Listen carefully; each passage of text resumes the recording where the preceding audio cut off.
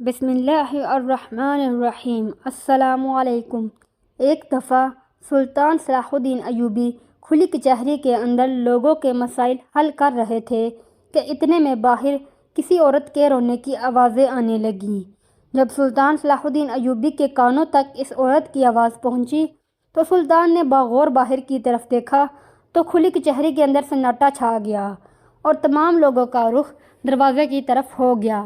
سلطان نے حکم دیا کہ ابھی باہر جا کر دیکھو کہ کون عورت ہے اور اس کے ساتھ آخر ایسا کیا ہوا ہے۔ اس عورت کی آواز اتنی درد والی تھی کہ سلطان صلاح الدین ایوبی بہت پریشان ہو گئے۔ اس عورت کو سلطان صلاح الدین ایوبی کے سامنے حاضر کیا گیا۔ جیسے ہی اس عورت کو سلطان کے سامنے حاضر کیا گیا تو اس عورت کے سارے کپڑے پھٹے ہوئے تھے، حتیٰ کہ اس کا آدھا جسم دکھائی دے رہا تھا۔ سلطان نے اپنی نظریں جھکا لی اور اسی وقت ایک کنیز کو حکم دیا کہ اس عورت کے جسم پر چادر لپیٹی جائے۔ اس عورت کے جسم پر چادر لپیٹی گئی تو سلطان صلاح الدین ایوبی نے حکم دیا کہ اس عورت کو اندر لے جاؤ اور اس کو اچھا سا لباس پہنا کر باہر لے آؤ۔ سلطان صلاح الدین ایوبی خواتین کی بہت عزت کرتے تھے۔ وہ کنیز اس کم عمر خاتون کو اندر لے گئی تو جب اندر جا کر پتہ کیا تو اس وقت کوئی لباس ایسا موجود نہیں تھا جو کہ اس خاتون کو پہنایا جائے۔ عصمت الدین خاتون نے جب یہ سارا معاملہ دیکھا تو انہوں نے اپنا قیمتی لباس نکال کر دے دیا اور کہا اس لڑکی کو پہنا دو۔ کنیز نے کہا ملکہ یہ بہت قیمتی لباس ہے جو کہ آپ نے بڑے شوق سے بنوایا ہے۔ تو ملکہ عصمت الدین خاتون نے کہا یہ سلطان کا حکم ہے اور میں سلطان کے حکم کے لیے جان بھی قربان کر سکتی ہوں، یہ لباس تو کچھ نہیں ہے۔ اس عورت کو قیمتی لباس پہنا کر باہر لایا گیا۔ وہ عورت جیسے ہی سلطان کے سامنے حاضر ہوئی تو اس نے کہا سلطان معظم آپ میرے بارے میں ذرا نہیں جانتے، نہ ہی آپ یہ جانتے ہیں کہ میں کتنی بڑی گناہ گار ہوں، ایک بھکاری عورت ہوں۔ آپ نے یہ سوچے سمجھے بغیر مجھے اتنا قیمتی لباس پہنانے کا حکم دے دیا۔ اس طرح کا ظرف زندگی میں نے پہلی بار دیکھا ہے، شاید میں یہاں بہت پہلے آ جاتی۔ سلطان نے کہا کہ ہماری نظر میں نہ ہی کوئی امیر ہوتا ہے اور نہ ہی کوئی غریب ہوتا ہے، ہم اللہ کے بندے ہیں اور تمام مسلمان اسی کی ہی عبادت کرتے ہیں۔ یہ سن کر وہ عورت چیخنے لگی، چلانے لگی۔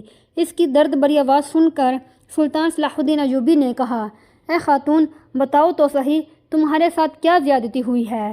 اس نے کہا سلطان میرے ایک سوال کا جواب مل سکتا ہے کیا آپ میرے ایک سوال کا جواب دے سکتے ہیں؟ یہ سن کر سلطان نے کہا بتاؤ کیا ہوا ہے خاتون؟ اس نے درد بھرے لہجے میں کہا سلطان معظم میں بہت بڑی گناہ گار ہوں، میں ایک بدکار عورت ہوں اور حتیٰ کہ 5 آدمیوں کی قاتل بھی ہوں، کیا میری بخشش ہو سکتی ہے؟ یہ سن کر تمام لوگ چونک گئے کہ ایک قاتل اور بدکار عورت سلطان کے سامنے آنے کی جرت کیسے کر سکتی ہے؟ سلطان نے اس عورت کو کہا یہ تم کیا کہہ رہی ہو؟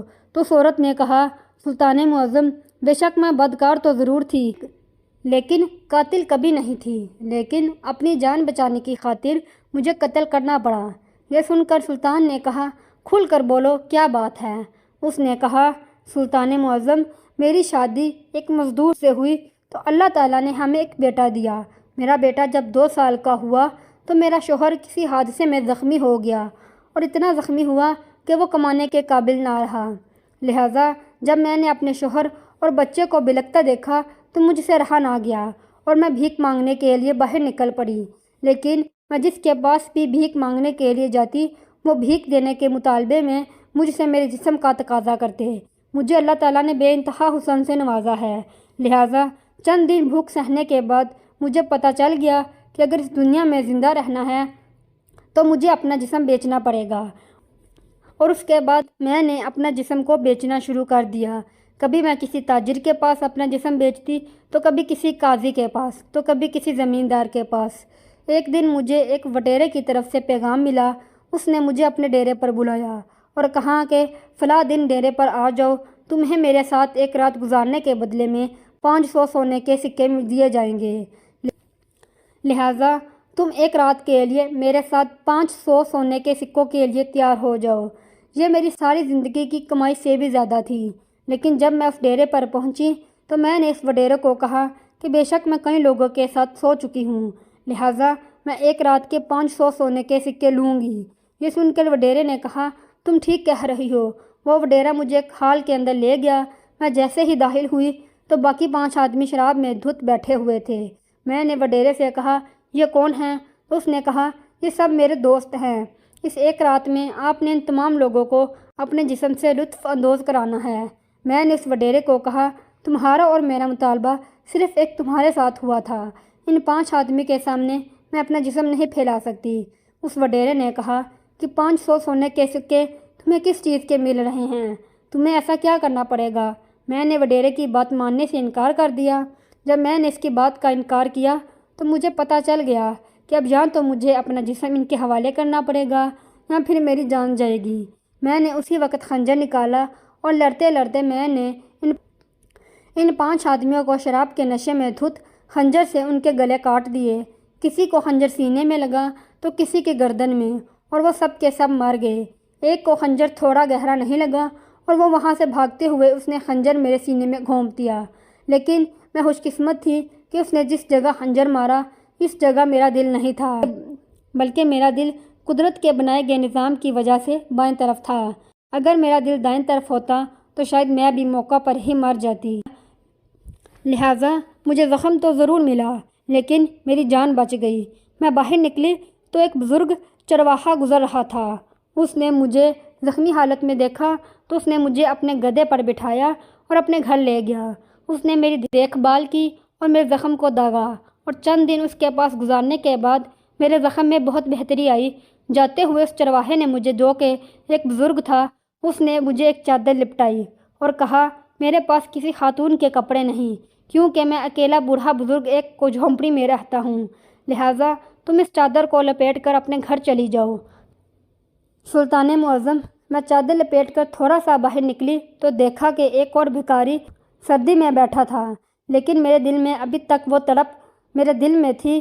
میں دل میں سوچ رہی تھی کہ اے میرے مالک، اگر خنجر میرے سینے میں لگ جاتا تو نہ ہی مجھے توبہ کرنے کا موقع ملتا اور میرے پیچھے میرا بیٹا اور میرا شوہر بھوک سے مر جاتے۔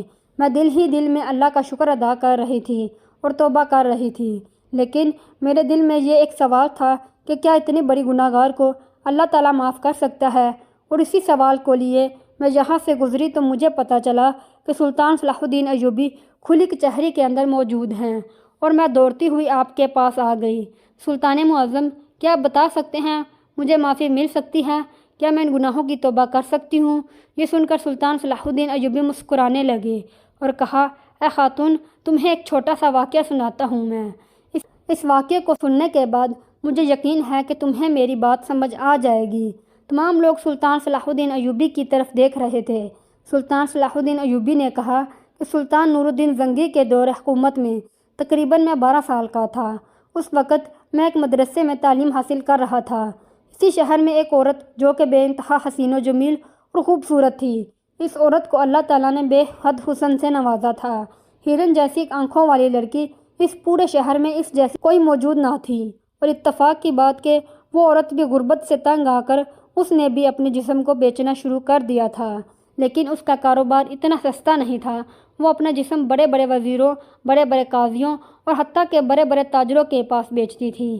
اس کے حسن کی شہرت نہ صرف مصر میں پھیلی بلکہ پورے عرب میں مشہور ہو گئی۔ اس کے حسن کی شہرت سن کر ایک دفعہ اس کو عرب کے ایک شہزادے کا خط ملا، جس میں اس نے لکھا کہ فلاں دن حج کے لیے ایک قافلہ روانہ ہونے والا ہے۔ اگر تم اس قافلے کے ساتھ میرے پاس آ جاؤ تو میں تمہیں اتنی دولت سے نوازوں گا کہ تمہیں ساری زندگی کسی اور کے ساتھ سونے کی ضرورت نہیں پڑے گی۔ اس عورت کے دل میں لالچ آ گیا اور اس نے سوچا کہ اگر ایک رات کتنی دولت ملے گی کہ میرا ہر خواب پورا ہو جائے گا تو اسے اور کیا چاہیے۔ اس عورت نے تیاریاں شروع کر دیں۔ اس قافلے کے اندر 1-2 تاجر بھی موجود تھے، لیکن انہوں نے بھی تجارت کرنے کے بعد ہی اس حج کے لیے جانا تھا۔ اتنے بڑے قافلے میں صرف ایک لڑکی ہی تھی جو کہ اس شہزادے کے پاس فحاشیت کا کام کرنے جا رہی تھی۔ تمام لوگ راستے میں اللہم لبیک اللہم لبیک کہتے ہوئے خوشی کے ساتھ جا رہے تھے۔ کوئی کہہ رہا تھا کہ میں جا کر اپنے اللہ سے اپنے سارے گناہوں کی معافی مانگوں گا، تو کوئی کہہ رہا تھا کہ میں اپنی بیٹی کے لیے اس کی اچھی نصیب کی دعا مانگوں گا۔ سارے راستے قافلے والوں کی باتیں اس عورت کے دل پر لگتی رہیں۔ ایک طرف وہ سوچتی کہ میں کس مقصد کے لیے جا رہی ہوں، اور دوسری طرف یہ لوگ کس مقصد کے لیے جا رہے ہیں۔ ان کی باتیں اس عورت کو بہت زیادہ متاثر کر رہی تھیں۔ اس خط میں اس شہزادے نے لکھا تھا کہ فلاں مقام پر میرے شاہ سوار موجود ہوں گے وہ تمہیں اس قافلے سے لے کر سیدھا ایک حویلی میں لے جائیں گے۔ میں اس حویلی کے اندر ایک دن کے اندر اندر پہنچ جاؤں گا اور اسی حویلی کے اندر ہم لطف اٹھائیں گے۔ قافلہ روانہ ہو گیا۔ چند دنوں کے بعد قافلہ جب اس جگہ سے گزرا تو وہاں قیمتی لباس میں ملبوس 8 گھڑسوار موجود تھے۔ انہوں نے لڑکی کو پہچان لیا اور اس لڑکی کو قافلے کے ساتھ اپنے گھوڑوں پر سوار کر کے اس حویلی کے اندر لے گئے۔ وہ لڑکی جیسے ہی حویلی کے اندر پہنچی، کمرے کے اندر شاہی بستر موجود تھا۔ وہ بستر پر لیٹ گئی اور اسے نیند آ گئی۔ اس نے نیند میں دیکھا کہ اس کے بائیں طرف ایک آدمی اپنے ہاتھ میں چھری لیے کھڑا ہے اور اس چھری سے روشنی ہی روشنی، نور ہی نور نکل رہا ہے اور اس نور سے سارا کمرہ روشن ہو گیا۔ وہ جب دوسری طرف دیکھتی ہے تو اس کا جسم نہ برداشت کرنے والی آگ میں جھلس رہا ہے۔ اسی دہشت کے ساتھ اس کی آنکھ کھل گئی۔ وہ بہت پریشان ہو گئی۔ اس کی دل کی دھڑکن تیز ہو گئی اور اس نے اسی وقت اپنا قیمتی سامان اپنے ساتھ لیا اور باہر نکلی تو دیکھا کہ حویلی کے پاس ایک اونٹ والا کھڑا تھا جو کہ ایک جگہ سے دوسری جگہ لے جانے کے لیے چند سونے کے سکے لیتا تھا۔ اس عورت نے اس کو کہا کہ تم مجھے مکہ مکرمہ پہنچا دو، میں تمہیں منہ مانگی قیمت دوں گی۔ مکہ مکرمہ حویلی سے کئی میل کے فاصلے پر تھا۔ اس اونٹ والے نے کہا اگر تمہیں مکہ مکرمہ پہنچانا ہے تو میں 2 گھوڑے لے کر آتا ہوں، گھوڑوں پر ہم جلدی پہنچ جائیں گے۔ وہ چند ہی لمحوں بعد 2 گھوڑے لے کر پہنچ گیا۔ وہ عورت گھوڑے پر سوار ہوئی اور سیدھا مکہ مکرمہ پہنچ گئی اور حج کے فرائض ادا کرنے لگی اور اسی دوران ہر لمحے اللہ سے ہاتھ اٹھا اٹھا کر معافیاں مانگنے لگی، کہنے لگی اے میرے رب، بے شک تو نے مجھے سیدھے راستے پر ڈال دیا۔ اے میرے مالک، تو مجھے معاف فرما دے۔ میں نے تیری دی گئی قیمتی نعمت کو غلط کاموں میں لگایا اور دنیاوی دولت کے لیے میں نے اپنے جسم کو بیچنا شروع کر دیا۔ اے میرے مالک، مجھے معاف کر دے۔ اتفاقاً اسے حج کے دوران ہی سلطان نور الدین زنگی کا سپہ سالار مل گیا۔ سلطان کے سپہ سالار کو جب اس لڑکی نے دیکھا تو اس کے پاس گئی اور کہا حضور، آپ اور یہاں کیسے؟ سپہ سالار نے کہا اے لڑکی، تم یہاں کیسے؟ تمہارا تو یہاں کوئی کام نہیں ہے۔ ان کی چونکہ پہلی ملاقات ہو چکی تھی اور وہ ملاقات یوں ہوئی تھی کہ ایک دفعہ سلطان نور الدین زنگی کا سپہ سالار پڑوسی بادشاہ کے ایک وزیر کو سلطان کا پیغام دینے کے لیے گیا تو اس وقت یہ وہی لڑکی اس وزیر کے کمرے میں اس کے ساتھ سونے کے لیے جا رہی تھی۔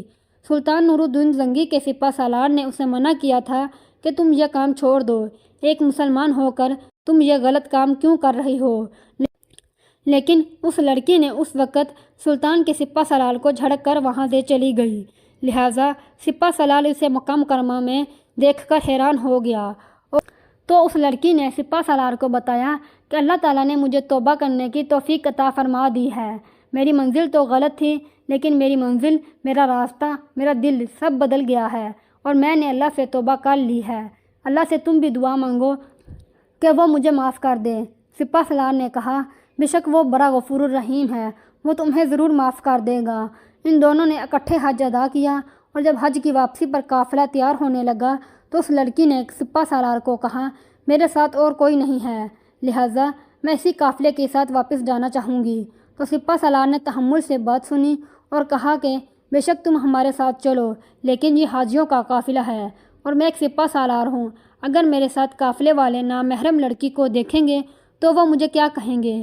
لہٰذا تم میرے ساتھ نکاح کر لو، میں تمہیں اپنے ساتھ لے جانے کے لیے تیار ہوں۔ اس لڑکی نے سلطان نور الدین زنگی کے سپہ سالار سے نکاح کر لیا اور اس کے بعد وہ سپہ سالار کی بیوی بن گئی۔ کچھ وقت گزرنے کے بعد وہی سپہ سالار اور اس کی بیوی دونوں جنگ لڑتے ہوئے شہید ہو گئے۔ آپ دیکھیں کہ ایک عورت جس کی ہر رات کسی نہ کسی نامحرم مرد کے ساتھ بستر پر گزرتی تھی اور وہ ایک شہید سپہ سالار کی بیوی بن گئی، اگر اللہ تعالیٰ اس کو معاف نہ کرتا تو وہ کبھی بھی شہید نہ ہوتی۔ یہ کہانی سن کر وہ لڑکی زاروں کی طرح رونے لگی اور کہا سلطان معظم، آپ بھی اللہ تعالیٰ سے دعا کریں کہ وہ مجھے معاف کر دے۔ تو اتنے میں ایک سلطان کا وزیر بول اٹھا اور کہا حضور، اس لڑکی نے 5 آدمیوں کا قتل کیا ہے، آپ اسے ایسے کیسے جانے دیں گے؟ تو سلطان صلاح الدین ایوبی کہنے لگے کہ تم جانتے ہو نا کہ اس لڑکی نے ان مردوں پر اس وقت حملہ کیا تھا جب اس کو اپنی جان جانے کا خطرہ تھا، اور اپنی جان بچانے کے لیے اگر حملہ آور کو قتل کیا جائے تو اس کے بدلے میں کوئی قصاص نہیں ہوتا، لہٰذا اس عورت پر کوئی قصاص نہیں ہوتا۔ اس لیے اس عورت کو بغیر کوئی سزا سنائے سلطان صلاح الدین ایوبی نے عدالت سے رخصت کر دیا، اور کہتے ہیں کہ وہ عورت بعد میں اتنی نیکوکار بن گئی کہ بڑے بڑے علماء ان کا ذکر کرتے تھے۔